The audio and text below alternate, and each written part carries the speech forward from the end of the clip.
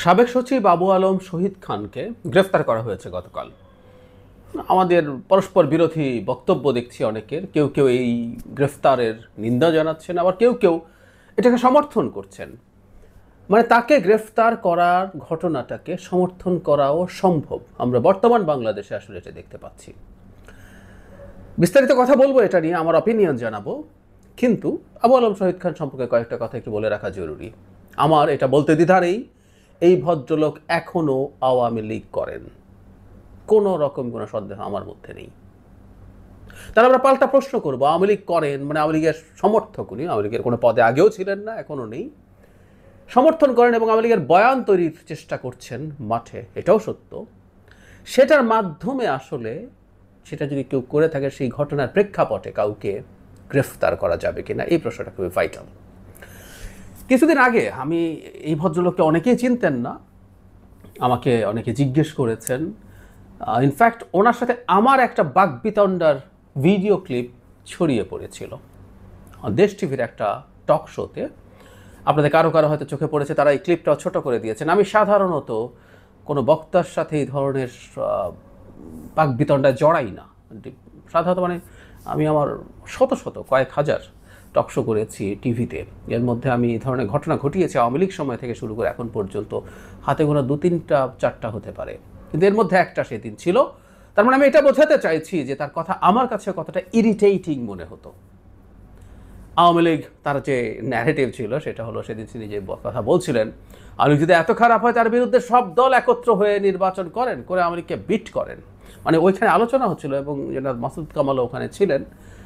তার ওই দুজনের সাথে আসলে এই বাকবিতণ্ডা একরকম তৈরি হয়েছিল। সেটা হলো আমার প্রশ্ন ছিল যেটা আওয়ামী লীগ আদৌ একটা রাজনৈতিক দল কিনা, এবং তার 20% সমর্থন থাকতে পারে, যদি হয়ে থাকে সেটা, সেই জন্য সেই সমর্থকের দিকে তাকিয়ে তাকে অপারেট করতে দিতে হবে। আমি ওই আলোচনা আজকে ঢুকছি না, কিন্তু আমি যে কথাটা বলতে যাচ্ছি, জনাব আবু আলম শহীদ খানের বক্তব্য ইরিটেটিং।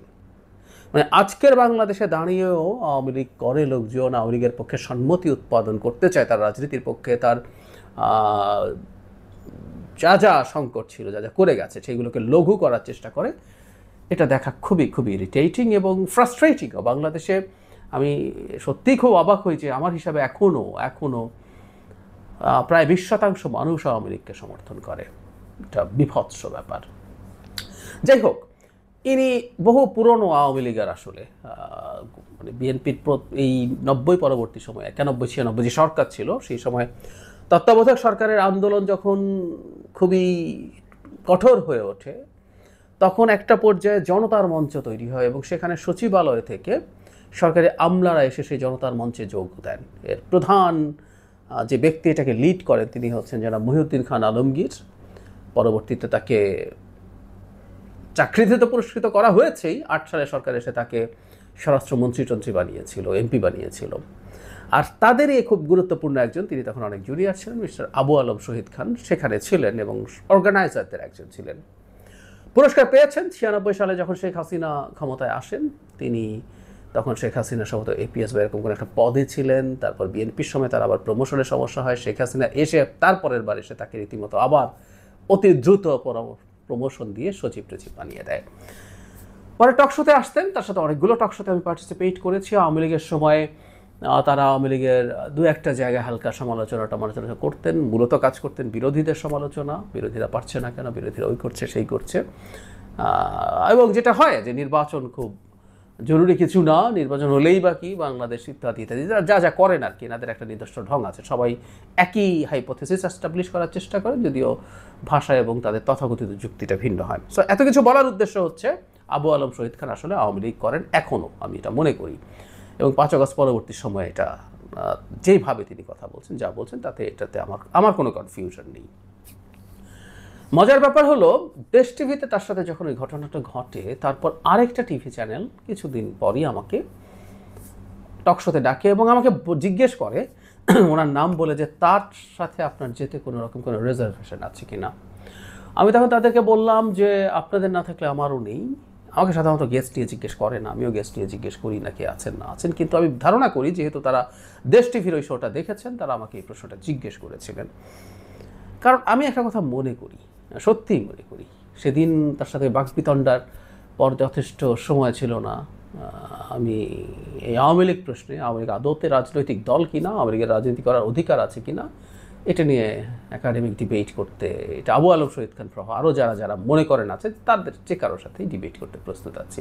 সো আমার মনে যেটা ছিল, তিনি যদি আসবেন, আমি যথেষ্ট সময় পাবো, এবং তিনি যদি এই ধরনের কথা আবার তোলেন, আমি সেটাকে কথা দিয়ে এবং যুক্তি দিয়েই ফাইট করার চেষ্টা করব। এটা হলো জরুরি কথা। আমি ইনফ্যাক্ট ওই দিন বাদ বিতরণটার পর যেহেতু শোটা শেষ হয়ে গেছে, আমি এরপর আওয়ামী লীগের আদৌ রাজনীতি করার অধিকার আছে কি না সেটা নিয়ে আমি আমার চ্যানেলে ভিডিও তৈরি করেছি। আওয়ামী লীগ আদৌ রাজনৈতিক দল কিনা সেই আলাপ করেছি, টিভি টকশোগুলোতেও করেছি, এবং আমার মতো করে আমি আমার যুক্তি দেওয়ার চেষ্টা করছি। ইনফ্যাক্ট গণতান্ত্রিক সমাজ মানে কিন্তু এটা যে আমরা আমাদের বিরুদ্ধের যে মত আছে সেটাকে মত দিয়ে ফাইট করব। সুতরাং আবু আলম শহীদ খানের সাথে সব রকম অপছন্দ এবং ইরিটেশন সত্ত্বেও আমি আবারও টকশো করেছি, এরপরও আরও একাধিক টকশো করেছি।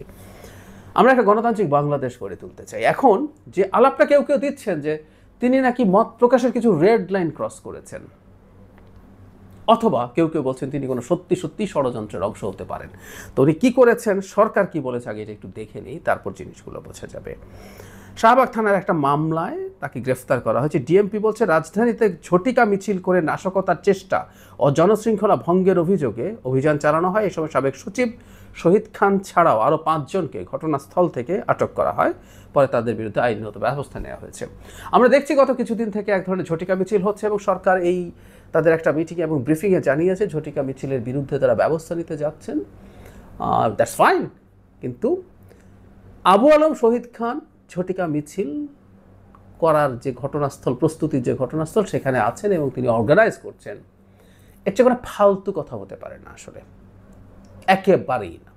আবু আলম শহীদ খান কোনো না কোনোভাবে আওয়ামী লীগের ফিরে আসার চেষ্টার পার্ট হলেও হতে পারেন আমরা যদি বলি, কিন্তু উনি ওই ঘটনাস্থলে ছিলেন এবং যে অভিযোগে তাকে গ্রেফতার করা হয়েছে এটা হওয়ার কোনো রকম কোনো ন্যূনতম সম্ভাবনা নেই, একেবারেই নেই। কেউ বলছেন যে তার মাধ্যমে আওয়ামী লীগের ফান্ড আসছে কিনা, আওয়ামী লীগের প্ল্যান আসছে কিনা, যেটা তিনি দেশে বসে এক্সিকিউট করতে হেল্প করছেন। মানে একটা কথা খুব জরুরি, যদি এই রকম কিছু হয়ে থাকে, সেটা সুনির্দিষ্ট তথ্য যদি থাকে, সেটা সুনির্দিষ্ট মামলা তার বিরুদ্ধে করা যেতে পারে। মানে 5 আগস্ট পরবর্তী সময়ে যেসব উদ্ভট, হাস্যকর, ফালতু মামলা হচ্ছে, আমরা বহুদিন থেকে বলছি, ধরেই হরে ধরে সবার বিরুদ্ধে হত্যা মামলা দিয়ে দেয়া, এই ধরনের ঘটনা তো সমানে হয়েছে। এগুলো করতে ক্রমাগত করতে আসলে শেষ পর্যন্ত এই ব্যাপারটাকেই হাস্যকর বানিয়ে ফেলা হয়, যেটা নিয়ে অলরেডি ইন্টারন্যাশনাল মানবাধিকার সংগঠনগুলো প্রশ্ন তোলা শুরু করছে। এখন তাহলে আমরা ওই জায়গায় আসবো, যদি ষড়যন্ত্র না থাকলে, একদম তাদের কাছে তথ্য থাকলে সেরকম সুনির্দিষ্ট মামলায় গ্রেফতার করা যেত, এবং সেই গ্রেফতারের ভিত্তিতে তদন্ত হতে পারত, সব কিছু হতে পারত। আসলে মূলত তিনি আওয়ামী লীগের হয়ে কথা বলছিলেন, এবং এটা আমাদের অনেকের ভালো লাগে না। আমি আবারও বলছি, আমারও ভালো লাগে না, এই জিনিসটা ক্লিয়ার করে রাখা দরকার। এবং পরাজিত আওয়ামী লীগের পক্ষে এত টাফ ভয়েসে, এত অ্যারোগেন্টলি কথা বলা হয়তো আমাদের অনেকের ভালো লাগবে না। কিন্তু ওই যে প্রশ্ন, তাহলে আওয়ামী লীগ, আমরা খেয়াল করব, আওয়ামী লীগের কর্মকাণ্ড বা কর্মসূচি নিষিদ্ধ আছে। কেউ যদি আওয়ামী লীগের কর্মসূচি, তার হয়ে জনসভা করার চেষ্টা করে, তার হয়ে মিছিল করার চেষ্টা করে, সেটা বেআইনি বলা যাবে এবং তার বিরুদ্ধে অ্যাকশন নেওয়া যাবে, কোনো সন্দেহ নেই। কিন্তু আওয়ামী লীগের রাজনীতি করার অধিকার আছে কিনা, আওয়ামী লীগের পুনর্বাসন করা উচিত কিনা, আওয়ামী লীগের নির্বাচনে পার্টিসিপেট করতে দেওয়া উচিত কিনা, এইগুলো নিয়ে কেউ যদি কথা বলে এবং তার পক্ষে অ্যাডভোকেসি করেন, আমি মনে করি এটা খুব ইজিলি আমাদের মত প্রকাশের স্বাধীনতার যে ব্যারিয়ার আছে, যে না এর বাইরে যাওয়া যাবে, তার বহু ভেতরে এটা কোনোভাবেই রেড লাইন ক্রস করা না, কোনোভাবেই না। আমি আবারও বলছি, এটা কোনোভাবেই রেড লাইন ক্রস করা না। আমি তার সাথে দ্বিমত করি, আমি আমার যুক্তি দেওয়ার চেষ্টা করি, আমি এই ডিবেট করি, মানে বারবার যে কথাটা বলার চেষ্টা করছি যে গণতন্ত্র আমরা করি, গণতন্ত্র মানে হচ্ছে একটা ডিবেটের সোসাইটি, ন্যারেটিভের ফাইটের সোসাইটি, স্টেট। তাই যদি হয়ে থাকে, তার এই অধিকারটা, তার এই বক্তব্য ভালো না লাগলেও তার এই অধিকারটা নেওয়া, কারণ রাজনীতি ভালো না লাগলেও তার রাজনীতিটাকে সে যতক্ষণ পর্যন্ত সংবিধান এবং আইনের পেরিমিটারের বাইরে যাবে না, ততক্ষণ পর্যন্ত সেটা মেনে নিতে হবে। This is what democracy is.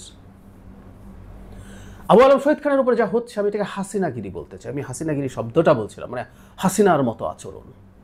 হাসিনার সময় ঠিক একই রকম কাজ হতো, কিছু কিছু মানুষের বিরুদ্ধে কিছু বক্তব্য জন্য মানুষকে গ্রেফতার করা হয়েছে, ডিজিটাল সিকিউরিটি অ্যাক্টে গ্রেফতার করা হয়েছে, এবং তার পক্ষে কিছু মানুষ নামতেন যে কেন এই বক্তব্যটা রেড লাইন ক্রস করেছে সেটা প্রমাণ করার জন্য, কিভাবে এটা বিরাট ক্ষতি করছে আমাদের রাষ্ট্রের নিরাপত্তার ইত্যাদি ইত্যাদি। একই রকম এবং এখনও একই রকম বয়ান আমরা কম বেশি সোশ্যাল মিডিয়াতে দেখছি, এবং এখনও কিছু কিছু বক্তব্যকে, যেটা ভেরি মাচ একটা গণতান্ত্রিক ব্যবস্থার মত প্রকাশের স্বাধীনতার মধ্যে ফিট ইন করে, সেটাকেও ক্রিমিনালাইজ করার চেষ্টা। আমি ধারণা করি সরকারও আসলে এটা বুঝতে পেরেছে এই বক্তব্যটাকে ক্রিমিনালাইজ করা যাবে না, তাই একটা উদ্ভট অভিযোগ এনে তাকে ধরে ফেলা হয়েছে, এবং কনটেক্সট দেখে আমরা খুব ক্লিয়ারলি বুঝতে পারি তার বক্তব্য গায়ে সহ্য হচ্ছে না। এটা হাসিনাগিরি, আবারও বলছি, এটা ট্রুলি হাসিনাগিরি। আমরা শেখ হাসিনাকে টেনে হিচড়ে নামিয়েছি এবং খেদিয়েছি, বাংলাদেশে হাসিনাগিরি হবে আবার, এটা দেখার জন্য না। এটা দেখার চেয়ে মর্মান্তিক কিছু হতে পারে না। কিছুদিন আগে মঞ্চ ৭১ নামে একটা সংগঠনের ওখানে যা ঘটেছে একইভাবে দেখতে পারে। এখানে মঞ্জুরুল আলম পান্না, জার্নালিস্ট, পান্না ভাই রিসেন্টলি যেভাবে কথা বলছিলেন, আমি মনে করি উনি আওয়ামী লীগের হয়ে প্রোপাগ্যান্ডায় নেমেছেন, এবং অনেক ক্ষেত্রেই এক্সিজারেশন ছিল তার সেই বক্তব্যের মধ্যে। আমি যেগুলোকে খুবই ভালো, খুবই এক্সিজারেশন মানে উদ্ভট এক্সিজারেশন, উদ্ভট অ্যানালিসিস ছিল, অত্যন্ত অখ্যাত পোর্টালের একটা উড়ো খবরকে ভিত্তি করে অনেক কিছু বলছেন। অনেক ক্ষেত্রে মনে হতে পারে যে তিনি আসলে গুজবই ছড়াচ্ছেন, কিন্তু তারপরও তাকে গ্রেফতার করা হয়েছে। এটাও আসলে কোনোভাবেই নেওয়া যায় না, কোনোভাবেই মেনে নেওয়া যায় না। আমরা বর্তমান বাংলাদেশে এবং ভবিষ্যতের বাংলাদেশে হাসিনাগিরি দেখতে চাই না। আমরা মত প্রকাশের অবারিত স্বাধীনতা চাই।